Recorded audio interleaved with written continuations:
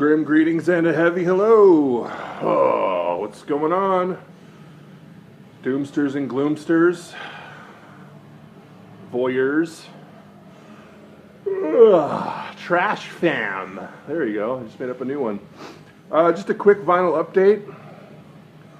Yeah, it's a classic.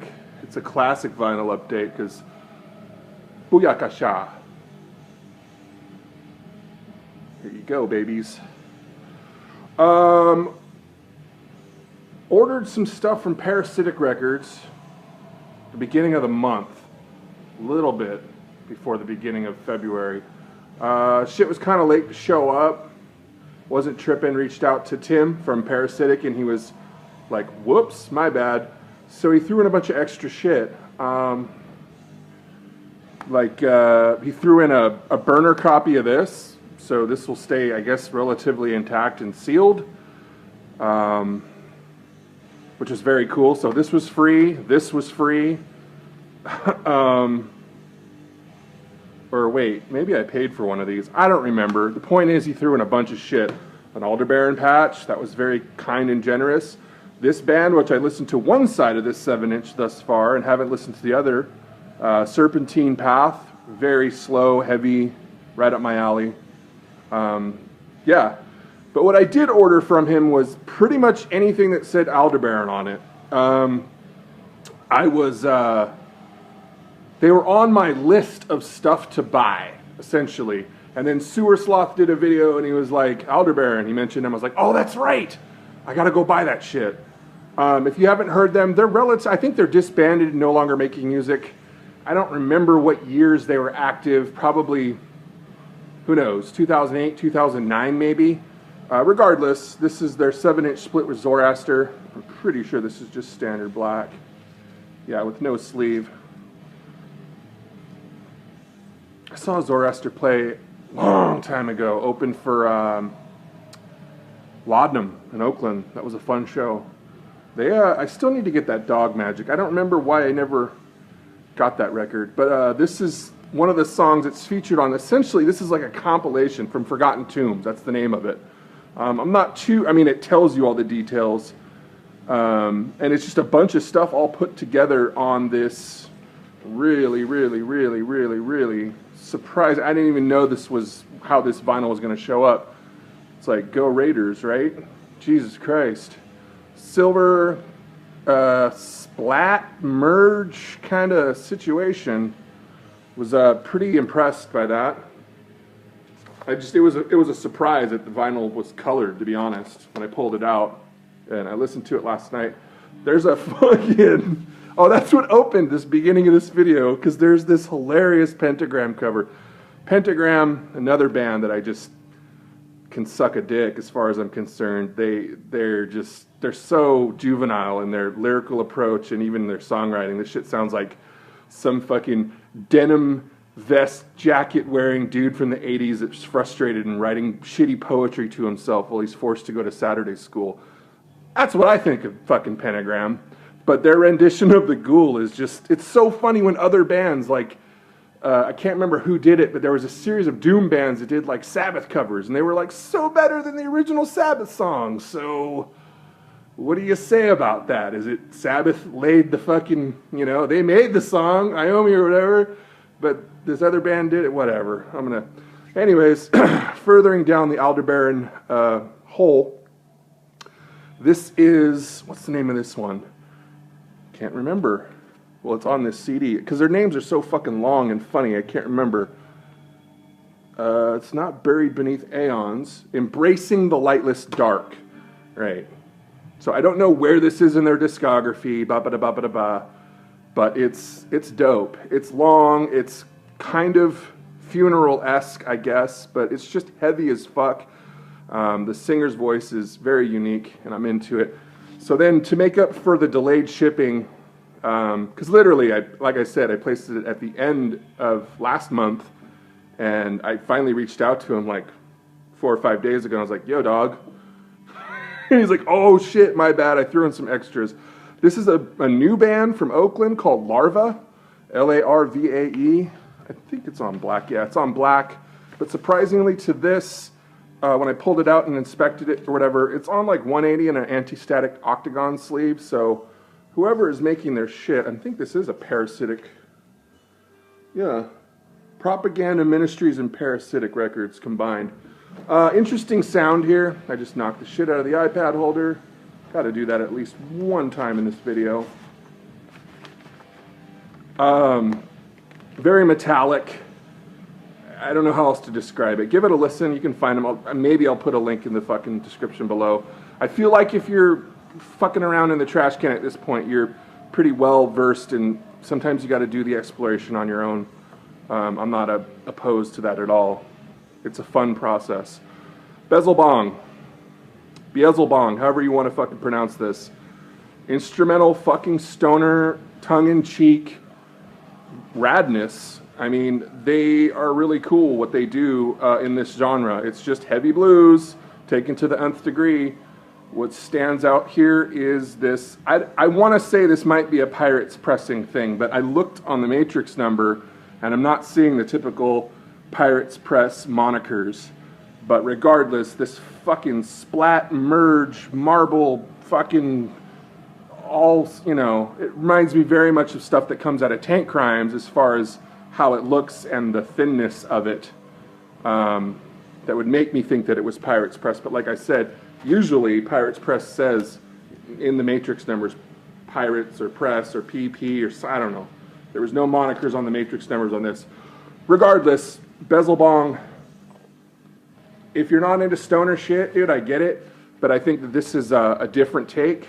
They have two guitar players. It's completely instrumental. And the one guitar player, I think also they don't take themselves too seriously. I mean, obviously there's a goddamn doob shoved in the guy's ass or whatever. So that's pretty fucking cool. And then their names and stuff. And like even on the fucking record itself, like Stonero, like stereo. I think that's pretty funny. But yeah, it's on Emetic Records. I'm pretty sure they have copies left. It was hella funny the way the package came. Huge box, really thick, and it was literally filled with like that day's shredder trash or whatever. So yeah, Beelzebong, however you want to pronounce that. Hilarious weed name bands. But that one stands above the mark. There's other weed name bands that I can't think of. The last two are Discogs must-haves. This is Monarch's Die Tonight. I don't really want to ruin Monarch for you guys with my fucked up description. They are an interesting thing. And I'm too new to understanding this band to give them any fair comparisons or criticism or anything like that. This was the other one that came all the way from old Wyatt's neck of the woods.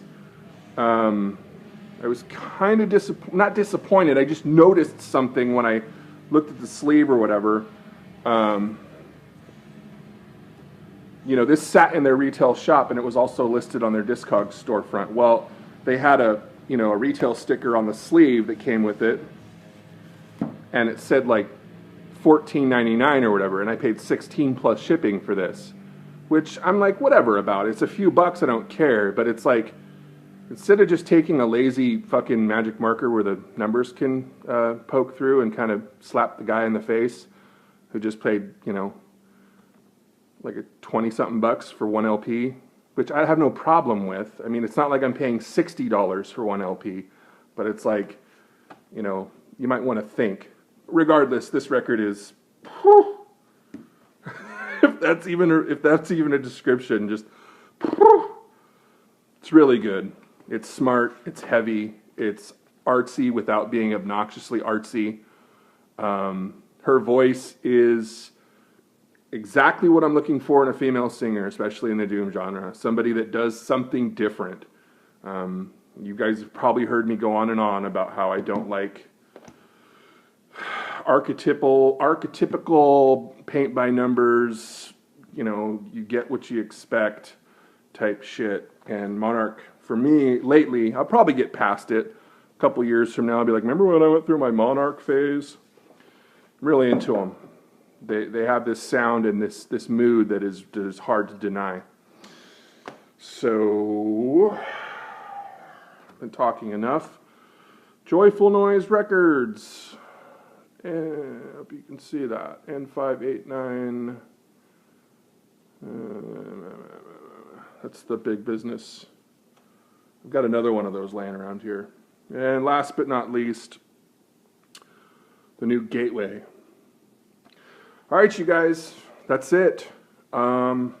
Thanks. And if you guys ever have any experiences with distros or people or da-da-da-da-da that you want to tell me about that blew your mind. I mean, this didn't blow my mind. He threw in a bunch of, like, you know, random shit extras, which I thought was, like I said, very generous. But that was technically my second order ever through Parasitic Records. And he's done what he can to solidify my appreciation for, and I think last time I ordered something from Parasitic. In fact, yes, that is true. He threw an extra LP in or something. That was on one of my unboxing videos around Christmas time. I placed a decent sized order through him for like the Weregoat discography that he had there. And the dude hooked me up. And full disclosure, me and him aren't having secret conversations off to the side where I'm paid to plug the dude. Like, you know, and I don't want you to think, oh, well, Grim Trash Can said it took him 2 weeks, or it was probably over 2 weeks now that I think about it, to actually, you know, box up the order and send a tracking number and send it. It's like, well, maybe the dude was busy, I get it. So don't let that dissuade you. I'm just telling you the experience I had and his response to my specific experience. I've had experience with other distros where I'm like, hi, I placed an order like almost 3 weeks ago. I was wondering if I get tracking. They're like, fuck you, man. I'm a small company. We're busy. What's your fucking problem? Oh, sorry, I just paid you for a product and I'd like to have it in a relatively timely manner. Well, fuck, whatever, dude. Don't order for me again. Okay, take care. I'll take my record buying money elsewhere, I suppose. No sweat off my back. Regardless, Parasitic Records, cool. It's kind of an unspoken level of like, right on, dude, thanks for supporting. You know what I mean? Anyways, off on a tangent yet again. Thank you guys very much for watching my videos. I truly do appreciate it. And yeah, let me know. Have you heard of these bands? Are there other bands in this vein that you would push me towards? I'm constantly trying to find new stuff. And yeah, have you had relatively strange times with distros and small labels and stuff? I'd like to hear your experience. As always, I'll always promote every Tuesday evening, Trash Talk Tuesdays, because we hash all this type of shit out and tie in, you know, life stories and funny anecdotes and stuff. But, you know, as we progress and learn in this new economy and booming marketplace of people that are trying to get their hands on shit, I feel like we owe it to each other to have a level of transparency and, most importantly, dialogue and interaction about our experiences so that we can, I don't know, look out for each other, I guess. Whatever. I'm going to go smoke more pot, you goddamn hippie. Cheers. Hope everything is well. Bills are paid, refrigerator stocked, gas tank is full, genitals are moist and throbbing. Cheers.